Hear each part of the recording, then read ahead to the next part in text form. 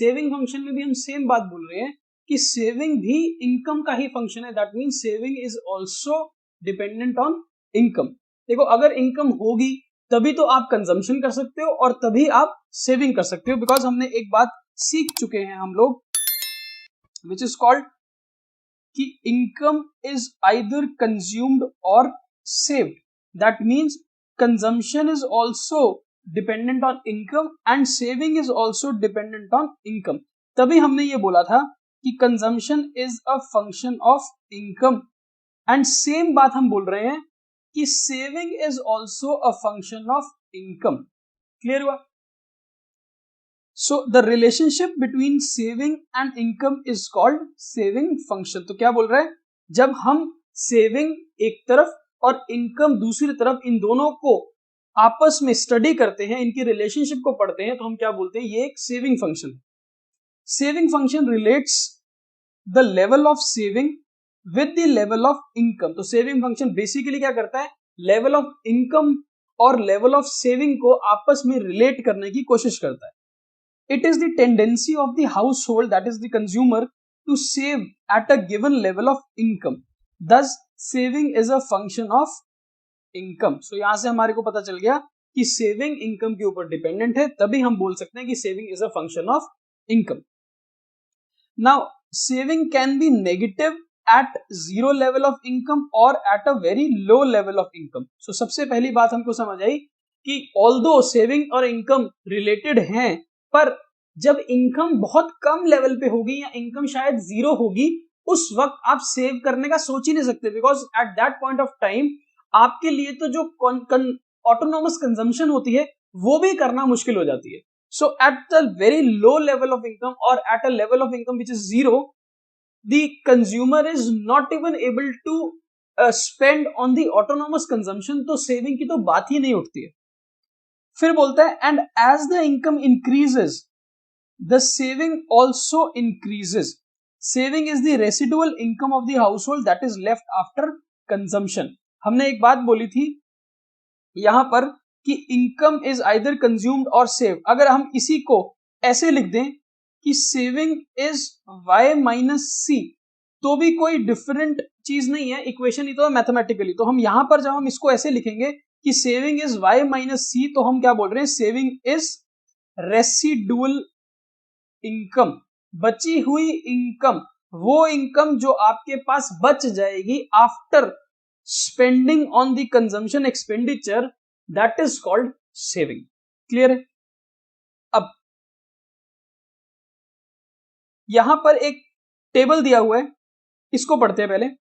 एक तरफ आपको क्या दिया हुआ है, इनकम, और एक तरफ आपको दिया है consumption. So when the level of income is zero, आपको कितनी कंजम्पशन करनी पड़ रही है, 30। इसको याद करो, ये क्या थी, इसको हम क्या बोलते हैं, ऑटोनॉमस कंजम्पशन। ठीक है, तो जब जीरो लेवल ऑफ इनकम है तब भी आपको 30 रुपए की कंजम्पशन पे खर्चा करना पड़ रहा है, तो आपकी सेविंग नहीं होगी, आपकी क्या होंगी, डिस सेविंग्स। इसका मतलब आप सेविंग करने की तो हालत में हो नहीं, पर जो पुराने किसी टाइम में अच्छे दिनों में आपने कुछ पैसा सेव कर रखा होगा, वो पैसा आज काम में आ रहा होगा फॉर द ऑटोनॉमस कंजम्पशन। फिर क्या हुआ, धीरे धीरे आपकी इनकम इंक्रीज करती है ना। तो यहां पर आप देखो income is increasing and so is the consumption, consumption भी इंक्रीज करेगी। और रेसिडुअल इनकम, यानी कि अगर आप सेविंग निकालने की कोशिश करो तो आप कौन सा फॉर्मूला यूज करोगे कि इनकम में से कंजम्पशन को माइनस करोगे। तो जब जीरो में से 30 माइनस किया, आपके पास डिस सेविंग आई -30 की। फिर इनकम जब 100 की है, उसमें से जब आप 100 ही माइनस कर दोगे तो आपके पास सेविंग आ रही है 0। इस लेवल को क्या बोलते हैं, इस लेवल को हम क्या बोलते हैं, ब्रेक इवन लेवल। क्या बोलते हैं, ब्रेक इवन लेवल या break even point. So break even point क्या होता है कंज्यूमर के लिए, जब वो उतना ही पैसा कमा रहा है जितना उसका खर्चा हो रहा है, at that point of time ना वो कुछ पैसा बचा पाएगा और ना ही उसकी कोई पास्ट सेविंग यूज होगी। So that is the point where he is able to break even. इस पॉइंट के आगे अगर जाओगे अब आप, सो 200 का इनकम कमाया और 170 उसमें से एक्सपेंस कर दिया ऑन कंजम्पशन, आपके पास 30 रुपीज क्या हो गया, सेविंग आनी शुरू हो गई। So that means once a consumer reaches his break even level, where his income and consumption expenditure equals, उसके बाद उस लेवल के आने के बाद सेविंग्स का लेवल स्टार्ट हो जाता है। That means once the consumer breaks even, उसके बाद जब वो इनकम कमाता है और उसकी इनकम बढ़ती है, वहां से उसके पास कुछ पैसा सेव करने की क्षमता या सेव करने की उसकी पॉसिबिलिटी जनरेट हो जाती है। सो यहां से अब उसकी सेविंग्स इंक्रीज करनी स्टार्ट कर देगी, यानी कि अब उसके अच्छे दिन आगे होंगे। क्लियर है? अब अगर हम जैसे हमने कंजम्पशन की बात करी थी, वैसे हम इसको सेविंग को भी समझते हैं। हमने बोला कि saving is a function of income and saving is y minus C, residual income, है ना। सेविंग कैसे आएगी? जब इनकम में से कंजम्पशन माइनस कर दोगे। अब अगर थोड़ा सा याद आपको मैं करवाऊं तो हमने कंजम्पशन फंक्शन को क्या बोला था? Consumption is a function of income. फिर हमने बोला था कि कंजम्पशन के दो पार्ट होते हैं, autonomous consumption plus b times y। याद है? ये क्या था? Autonomous consumption. और ये क्या है? इंड्यूस्ड कंजम्पशन, है ना। यानी कि कंजम्पशन में एक पार्ट ऐसा था, autonomous consumption, which had nothing to do with the level of income. Income हो ना हो, कम हो ज्यादा हो, इतना पैसा तो जीवित रहने के लिए, मिनिमम सर्वाइवल के लिए हमको एक्सपेंस करना पड़ेगा। लेकिन the second part which is induced consumption, that is dependent on the level of income. And हमने बोला कि as the level of income of the consumer goes on increasing, the level of consumption also starts to increase. But यहां पर एक point था, यहां पर एक पॉइंट ये था कि जितनी कंज्यूमर की इनकम बढ़ती है, वो सारी इनकम को स्पेंड नहीं करता कंजम्पशन में, वो सिर्फ उसका कुछ एक प्रोपोर्शन स्पेंड करता है, and that proportion was called B. तो यहां पर B को हमने क्या बोला था? B is the change in consumption divided by change in income, ऐसा ही बोला था। अब इस सारी चीज को अब हम सेविंग फंक्शन से जोड़ते हैं। अब यहां पर देखो, हमने यहां तक सेविंग फंक्शन को समझ लिया कि saving is a function of income और saving is the residual income.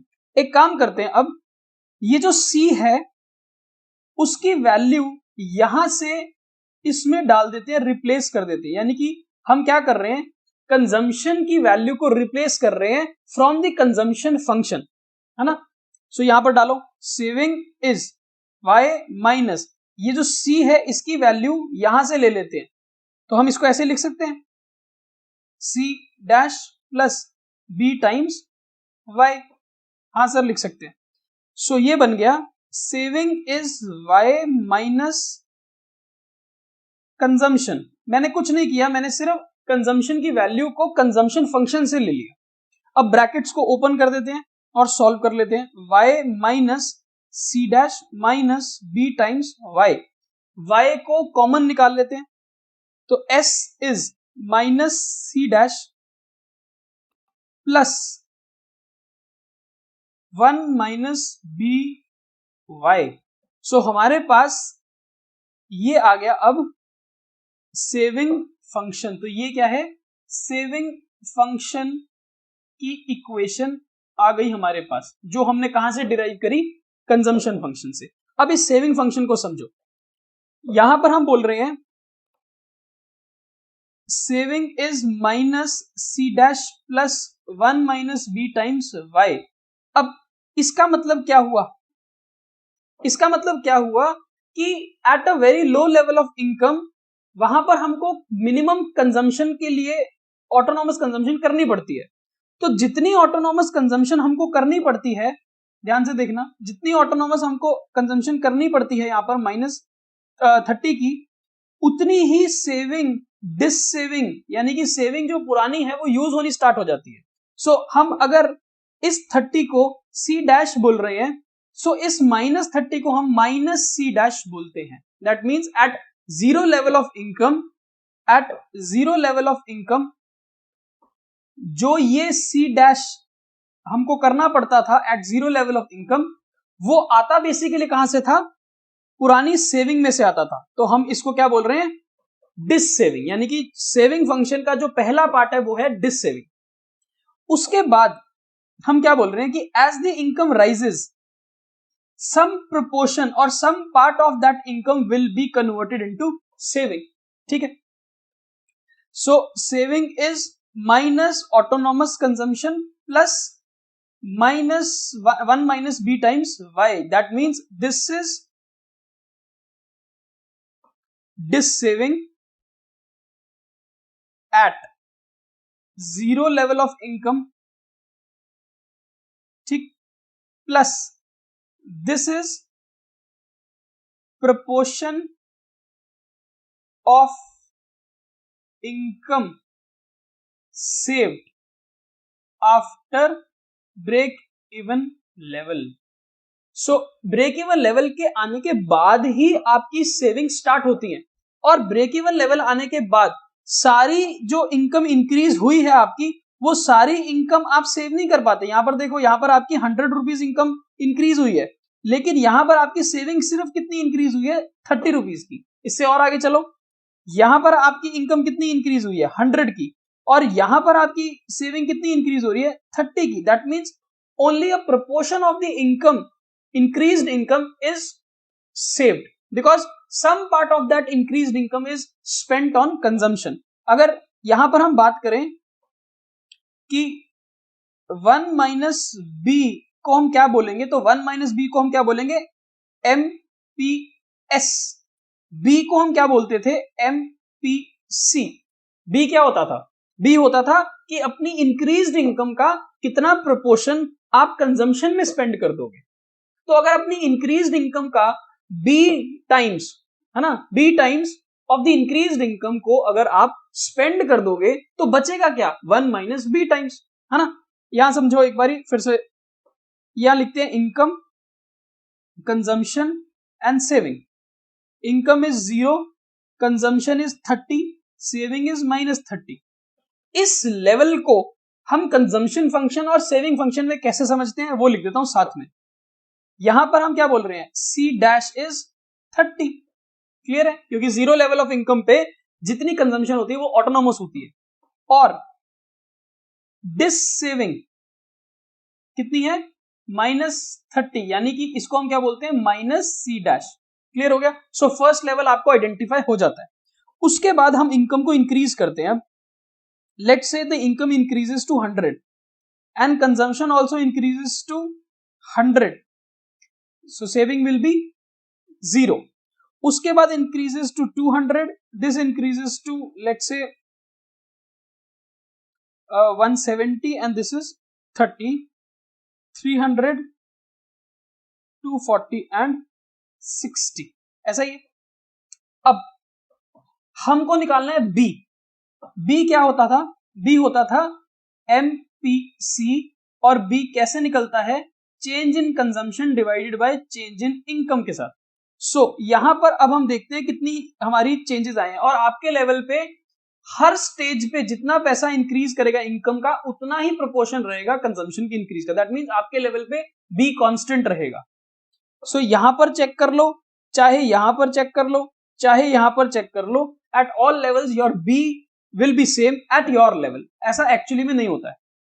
यहां पर कितना इंक्रीज आया है, डेल्टा वाई 100 का, तो यहां पर कितना इंक्रीज आया डेल्टा सी 70 का, यहां पर कितना इंक्रीज आया डेल्टा वाई 100 का, यहां पर कितना इंक्रीज है डेल्टा सी 70 का, and same delta Y is 100 at this point and delta C is 70 at this point.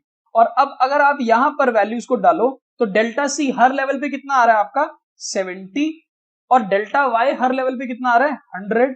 That means B कितना आ जाएगा 0.70। इसका मतलब जब भी आपकी इनकम इंक्रीज करती है उसका 70%, 0.7 टाइम्स 70% आप स्पेंड कर देते हो कंजम्पशन पे। तो फिर अगर आपकी इनकम 1 रुपीज इंक्रीज करेगी और उसमें से अगर आप 70 पैसे स्पेंड कर दोगे तो बचेगा क्या, 30 पैसा। That is called 1 minus B. तो 1 माइनस बी करोगे वो कितना आएगा, 1 माइनस 0.70 विच इज 0.30। अब 1 माइनस बी का फॉर्मूला क्या बनेगा, MPS, जिसको हम क्या बोलेंगे, 1 माइनस बी क्या है, delta S upon delta Y. अगर बी को हम बोलते हैं change in consumption due to change in income, तो 1 माइनस बी को क्या बोलेंगे, change in saving due to change in income. इसको भी कैलकुलेट कर लो। यहां पर डेल्टा एस कितना आ रहा है 30, यहां पर डेल्टा एस कितना है 30, और यहां पर भी डेल्टा एस कितना है 30। सो फॉर्मूला हमने क्या बनाया था, delta S upon delta Y. तो डेल्टा एस हर लेवल पे सेम रहेगा बिकॉज डेल्टा सी भी सेम था। तो 30 डिवाइडेड बाय डेल्टा वाई कितना है 100, तो कितना आ गया 0.30। वही तो मैं आपको बता रहा हूं, क्लियर है। तो चाहे आप बी निकालो पहले delta C upon delta Y करके, और उसके बाद 1 माइनस बी करके आप सीधा एमपीएस निकाल लो, या फिर आप 1 माइनस बी भी निकाल सकते हो delta S upon delta Y formula use करके। क्लियर हुआ। अब हम एक बारी वापस कंजम्पशन फंक्शन पे चलते हैं और उसका ग्राफ समझते हैं। हमने बोला था कि कंजम्पशन फंक्शन के लिए इस तरफ इनकम आएगी एक्स एक्सिस पे, और वाई एक्सिस पे क्या आएगा, कंजम्पशन। और हमने बोला था कि at a zero level of income, जब इनकम का लेवल जीरो होगा तब भी there is certain autonomous consumption, तो हम इसको 20 बोल देते हैं, ठीक। सो सी डैश कितना है 20, और फिर जैसे जैसे इनकम बढ़ती है वैसे वैसे हमारा कंजम्पशन बढ़ती है, तो ये कंजम्पशन फंक्शन बन जाता है, और कंजम्पशन फंक्शन की इक्वेशन हमने यहां पर लिख दी। क्लियर। अब इसी तरह से सेविंग फंक्शन को समझते हैं।